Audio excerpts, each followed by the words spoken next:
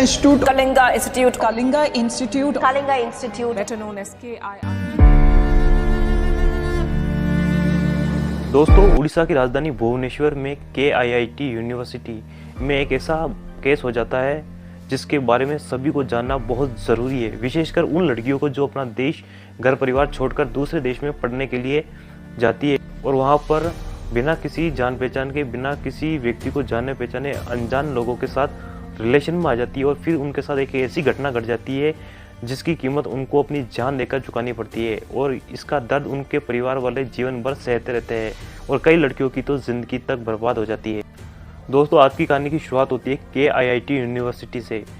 जहाँ पर हर साल हज़ारों की संख्या में नेपाल से छात्र और छात्राएँ पढ़ने के लिए यहाँ पर पहुँचते हैं और इन्हीं स्टूडेंट्स में एक लड़की होती है जिसका नाम होता है प्राकृति लामसाले, जिसकी उम्र महज 20 साल होती है। ये लड़की बीटेक थर्ड ईयर की छात्रा होती है और इसी दौरान ये एक लड़के के साथ रिलेशन में आ जाती है जिसका नाम आदिप श्रीवास्तव होता है। बिना उस लड़के के बारे में जानने पहचाने कि ये लड़का कैसा है, ये उसके साथ रिलेशन में रहने लगती है। असल में ये जो लड़का होता है बहुत ही बिगड़ेल होता है, बहुत ही वाहियात लड़का होता है। अमीर बाप का एक बिगड़ा हुआ लड़का होता है जो लड़कियों को फंसाता है और जो काफ़ी गाली गलौज भी करता था और यही उस लड़की की सबसे बड़ी गलती थी। लेकिन जब ये लड़की उसके रिलेशन में होती है तो जैसे जैसे वक्त गुजरता है तो उस लड़की को ये महसूस होने लगता है कि कहीं ना कहीं ये लड़का उसके लिए ठीक नहीं है, ये निहायत ही बेशर्म और बदतमीज लड़का है। उसको ये धीरे धीरे महसूस होने लगता है तो वो उस लड़के से ब्रेकअप करना चाहती है उससे और कुछ समय बाद उससे ब्रेकअप भी कर लेती है, क्योंकि इस रिलेशनशिप में लड़का लड़की को बहुत ही टॉर्चर करता है, बहुत ही मेंटली टॉर्चर करता है और ये रिलेशनशिप उनके बीच में बहुत ही टॉक्सिक हो चुका था। और दोस्तों, ये कोई मैं हवा में बात नहीं कर रहा हूँ, ये उनकी कॉल रिकॉर्डिंग सुनिए। अभी मांग प्रकृति मेरे मुंह मत लग यहाँ से। अजय कुछ माफ करते बोल तो मार। इस कॉल रिकॉर्डिंग में लड़का लड़की से बहुत ही गंदी गंदी और बेहुदा बातें कर रहा है, जिसको बार बार मुझे बीप लगाकर इसको एडिट करना पड़ रहा है। इसमें कुछ सेकंड की कुछ साफ बात सुनाई दे रही है, बाकी तो इसमें लड़का बहुत ही वाहियात तरीके से लड़की से बात कर रहा है। और दोस्तों, आप इसको सुनकर आप अच्छे से समझ सकते हो कि ये रिश्ता, ये जो रिलेशनशिप था उनके बीच कितना टॉक्सिक हो चुका था। और दोस्तों, इससे भी ज्यादा जो टॉक्सिक था वो खुद वो लड़का था जो बिल्कुल मेंटली अनस्टेबल था। उसको खुद को कुछ समझ में नहीं आता था कि वो क्या बोले जा रहा है, क्या बोल रहा है वो। पर जैसे तैसे वो लड़की और उस लड़के के बीच ब्रेकअप हो जाता है, लेकिन उस लड़की की जो परेशानियां थी वो अभी तक खत्म नहीं हुई थी, क्योंकि वो लड़की उस लड़के के साथ काफी समय से रिलेशनशिप में थी। तो उस लड़के के पास उस लड़की की कुछ प्राइवेट फोटोज और वीडियोस थी और उन्हीं के आधार पर वो लड़का उस लड़की को ब्रेकअप के बाद भी उसको वापस फिजिकल रिलेशन में आने के लिए डराता है, धमकाता है। और उनको उनकी जो फोटोज और वीडियोस थी, उस लड़की की जो प्राइवेट फोटोज थी, जो जब वो रिलेशन में थे, जब उसने ये बना ली थी, तो उनको वो सोशल मीडिया पर लीक करने की उसको धमकी देता है और मारने की भी धमकी देता है। इस तरह वो लड़की को ब्लैकमेल करने लग जाता है और ये सब देखकर लड़की बहुत ही परेशान हो जाती है, बहुत दुखी हो जाती है। दोस्तों, अब आप यहाँ पर ये सोचो कि एक लड़की जो दूसरे देश में है, जो अपने परिवार और देश को छोड़कर दूसरे देश में पढ़ाई कर रही है, वहाँ पर एक लड़का उसको मेंटली टॉर्चर करता है, उसको जबरदस्ती फिजिकल होने का डर दिखाता है, उसका जो प्राइवेट फोटोज है उनको ब्लैकमेल करता है, तो उसके ऊपर क्या बीत रही होगी, क्या उस लड़की के जो मन में क्या चल रहा होगा। लेकिन दोस्तों, यहाँ पर जो लड़की है उसने एक थोड़ी सी हिम्मत दिखाई, वो कॉलेज में एक हेल्प मांगने चली जाती है और उस लड़के के खिलाफ जो कॉलेज में जो रिलेशन ऑफिसर होता है उससे उसकी 2 बार कंप्लेंट करती है। लेकिन दोस्तों, बड़ी दुर्भाग्य की बात है कि कॉलेज को तो सिर्फ बच्चों की फीस से मतलब था, उनकी परेशानियां, उनकी जो दुख दर्द है उनसे उनका कोई भी ताल्लुकात नहीं था। और इसीलिए जो लड़की, जो प्राकृति लामसाल है, वो भी ये मान लेती है कि यहाँ से मुझे कोई मदद नहीं मिलने वाली है, यहाँ कोई भी मेरा साथ नहीं देने वाला है। और ये सब सोच के वो लड़की बिल्कुल हेल्पलेस हो जाती है और क्योंकि ये परेशानियां कंटिन्यू ऐसे ही चलती रहेगी, इन परेशानियों को देखकर आखिरकार लड़की हार मान जाती है। दोस्तों, इसी दिन 16 फरवरी 2025 को उनके ही कॉलेज में एक कॉन्सर्ट प्रोग्राम हो रहा था और इस प्रोग्राम के दौरान लड़की पहले अपनी सुसाइड करने से पहले अपनी माँ से फ़ोन पर बात करती है, लेकिन उनकी बात साफ साफ नहीं हो पाती है। तो लड़की कहती है कि मैं आपको थोड़ी देर में फ़ोन करती हूँ, क्योंकि यहाँ पर बहुत ज़्यादा शोर शराबा हो रहा है। तभी जो लड़की है उनके दोस्तों के पास वहाँ पर मौजूद होती है, कुछ दोस्तों के साथ, और कुछ ही देर में वो वहाँ से एकदम गायब हो जाती है। तो उनके दोस्त उनको इधर उधर ढूंढने लगते हैं, चारों तरफ ढूंढने लगते हैं, तब वो नहीं मिलती है तो उनको वो हॉस्टल में पहुँचते हैं। तो वहाँ पहुँचते तो वो देखते हैं कि एक कमरे, हॉस्टल के एक कमरे में उसकी लाश पड़ी हुई है तो ये देखकर सब भौचक्के रह जाते हैं। उनको कुछ भी समझ में नहीं आता कि आखिरकार ये लड़की जो अभी भी हमारे पास खड़ी थी, ये इसको अचानक क्या हो गया। दोस्तों आपको क्या लगता है कि इसके बाद क्या होगा, क्या हुआ होगा? क्योंकि अब तो लड़की की जान जा चुकी थी। अब तो कॉलेज को सीरियस होना ही था, लेकिन दोस्तों ऐसा कुछ भी नहीं होता है, बल्कि जो कॉलेज है वो और भी उल्टा पड़ जाता है। इन सब में वो इस लड़की की इन्वेस्टिगेट करने की जगह वो उस लड़के के घर वालों को फोन करके ये बोलते हैं कि ये सब कुछ हो गया है, आप अपने लड़के को यहाँ से देश से रफू चक्कर कर दो, कहीं दूसरे देश में भेज दो और फटाफट ये काम कर दो। और यही होता है, लड़का दूसरे देश में जाने के लिए भुवनेश्वर के जो एयरपोर्ट है वहाँ पर पहुँचता है, लेकिन किस्मत उसकी खराब होती है कि वहीं पर पुलिस वाले उनको दर दबोच लेते हैं। अभी जो लड़का है वो पुलिस की हिरासत में है। दोस्तों यहाँ सबसे बड़ी जो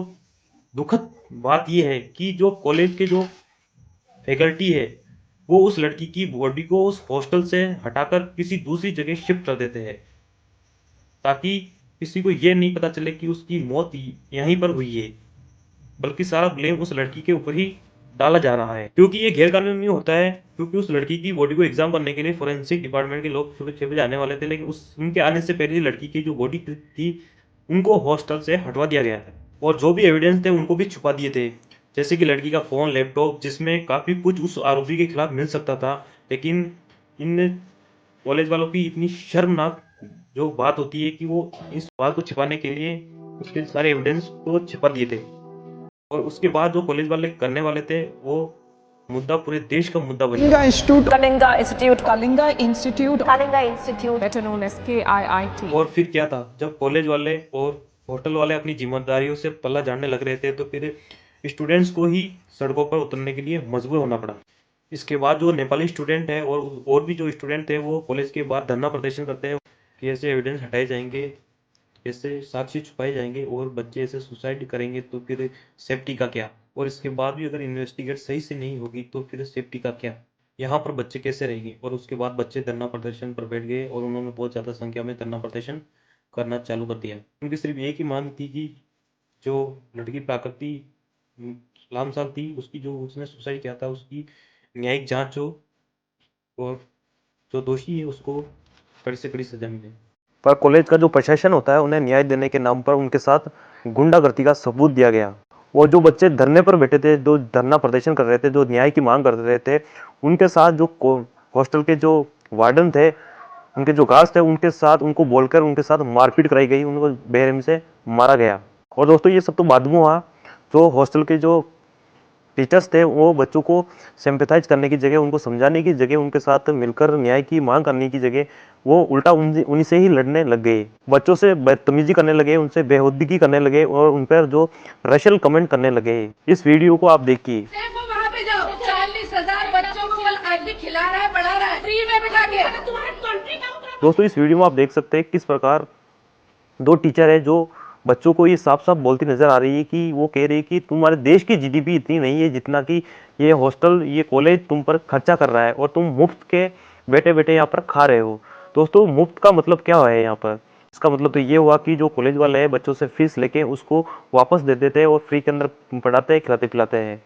लेकिन दोस्तों ऐसा कुछ भी नहीं है, वो बच्चों को एडमिशन देने से पहले उनसे मोटी मोटी फीस ऐंठते हैं। ये टीचर्स कितना नीचे गिर गए कि ये खुद की गलतियों को छिपाने के लिए दूसरों की जीडीपी पर कमेंट कर रहे हैं, और जिस पैसे की तुम बात कर रहे हो